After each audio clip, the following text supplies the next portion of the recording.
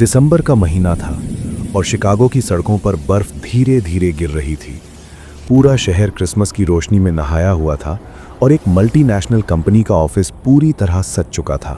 Fairy lights, छोटे छोटे Christmas tree और हर डेस्क पर रखे सीक्रेट सैंटा के गिफ्ट्स। हंसी, म्यूजिक और त्योहार की खुशी के बीच एलिसन ग्रे, 29 साल की एचआर एग्जीक्यूटिव, अपनी कुर्सी पर बैठी सब देख रही थी। उसे क्रिसमस बहुत पसंद था, लेकिन सीक्रेट सैंटा से उसे हमेशा एक अजीब सा डर लगता था, क्योंकि हर गिफ्ट किसी अनजान हाथ से आता है और हर अनजान चीज़ हमेशा मासूम नहीं होती। तभी उसकी नज़र अपने डेस्क पर रखे एक बॉक्स पर गई, जो बाकियों जैसा नहीं था। काला कागज़, कोई टैग नहीं, कोई रिबन नहीं। थोड़ी हिचक के साथ उसने बॉक्स खोला तो अंदर सैंटा का एक छोटा सा डेकोरेशन था, पुराना और घिसा हुआ। एक पैर टूटा हुआ, चेहरे से पेंट उखड़ा हुआ और आंखों की जगह सिर्फ 2 खाली गड्ढे। उसकी मुस्कान किसी भयानक मजाक जैसी लग रही थी। बॉक्स के नीचे एक पर्ची रखी थी जिस पर लिखा था, पहला तोहफा हमेशा छोटा होता है। एलिसन को बेचैनी हुई, लेकिन उसने खुद को समझाया कि शायद किसी का खराब सेंस ऑफ ह्यूमर होगा और उसने डेकोरेशन को ड्रॉअर में डालकर भूलने की कोशिश की। लेकिन अगली सुबह जब वो अपनी कार में बैठी तो पैसेंजर सीट पर एक पैकेट रखा था, जबकि कार पूरी तरह लॉक थी। उसके हाथ कांपने लगे। पैकेट खोलते ही उसके पेट में मरोड़ उठी, क्योंकि अंदर मानव बालों से बुना एक ब्रेसलेट था। हल्के भूरे घुंघराले बाल और बीच में एक धातु का घंटा, जिस पर लिखा था, तुमने मुझे पहले भी सुना है।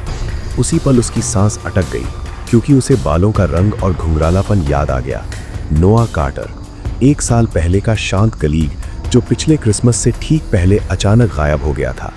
उस दिन ऑफिस में उसने सामान्य रहने की कोशिश की, लेकिन हर हंसी नकली लग रही थी और हर आवाज़ चुभ रही थी। रात को उसने अपने अपार्टमेंट के सारे दरवाजे और खिड़कियां बंद कर ली, लेकिन ठीक 3:17 पर घंटी की आवाज़ आई। उसकी आंख खुली तो बिस्तर के पास वही सैंटा डेकोरेशन खड़ा था, लेकिन अब वो इंसान जितना बड़ा हो चुका था। टूटे पैर घिसट रहे थे और खाली आंखों से काला तरल टपक रहा था। वो झुका और बोला, याद आया मैं कौन हूं। उसके ठंडे हाथ उसके गले पर आ गए और उसकी आंखों से कीड़े निकलने लगे। तभी एलिसन चीखते हुए उठ बैठी। कमरा खाली था, सब सपना लगा, लेकिन उसके हाथ में वही ब्रेसलेट बंधा हुआ था। अगली सुबह ऑफिस में उसका ड्रॉअर खुला मिला और अंदर एक पोलरॉइड फोटो थी, उसके ही बेडरूम की, जिसमें एक कोने में सैंटा टोपी वाली परछाई दिख रही थी। पीछे लिखा था, आखिरी तोहफा मैं हूं। क्रिसमस ईव की रात ठीक 12 बजे दरवाजे पर दस्तक हुई और बाहर एक काला बॉक्स था जिसमें चिट्ठी लिखी थी, बहुत हंस रही थी ना तुम, अब मुस्कुराने की बारी मेरी है, नोआ।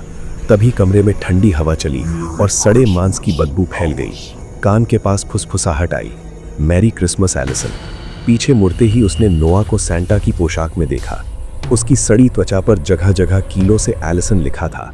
डर के मारे उसने चाकू उठाया, लेकिन चाकू उसके शरीर के आर पार निकल गया और नोआ मुस्कुराया, मैं तो कब का मार चुका।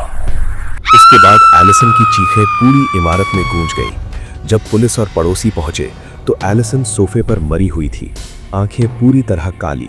कमरे में संघर्ष का कोई निशान नहीं था, बस कोने में टूटा हुआ क्रिसमस ट्री था, जिस पर वही पुराना सैंटा डेकोरेशन टंगा था, और नीचे काले गिफ्ट बॉक्स जिन पर लिखा था, मैरी क्रिसमस, एलिसन और नोआ की तरफ से।